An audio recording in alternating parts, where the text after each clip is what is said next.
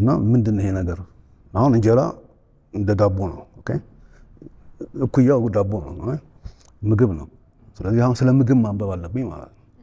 ስለ ምግብ ምግብ ሌላ አገልግሎት ምን አለው? ከሆዳችንን መሙላት ሌላ ምን አገልግሎት አለው?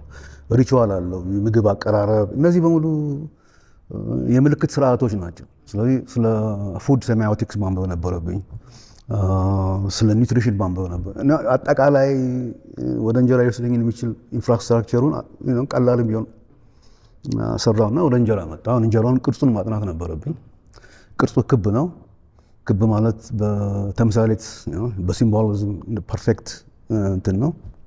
የፐርፌክሽን የፍጹምነት ምልክት ነው። የአማልክት ነው፣ የፈጣሪ አይነት ምልክት ነው። እና ቀዳዳዎች አሉ። እነዚህ ቀዳዳዎች ነው እንጀራው ምንድነው ቅርጹን ይዞ እንዲቀመጥ የሚያደርጉ ናቸው። ግን እንጀራ የሚበላ ሆኖ ግን በአብዛኛው አየር ነው ውስጡ። እነዚህ ነገሮች ምንድን ነው የሚነግሩኝ የሚለውን ትርጉም ውስጥ ምናምን ገባው።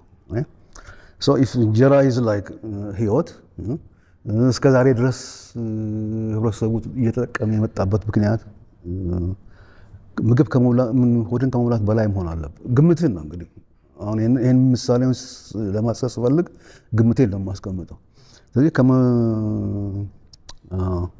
ሆድን ከመሙላት የበለጠ ምን አገልግሎት ሊኖረው ይችላል? ምን ምሳሌ ሊያሳይ ይችላል? ይሄ ክቡ ነገር ህብረተሰብ ሊሆን ይችላል።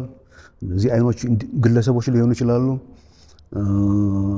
ይሄ ክቡ ነገር ሄቨንስ ሊሆን ይችላል። ነጠብጣቦቹ ከዋክብት ሊሆኑ ይችላሉ። እነዚህ አይነት ትርጉም ወስደህ ወደ ስነ ጽሁፍ ስታመጣው የምትለውጣቸው ነገሮች ይኖራሉ። እና ትልቁ ቅርጽ መጽሐፍ ሊሆን ይችላል። እነዛ ቀዳዳዎች ደግሞ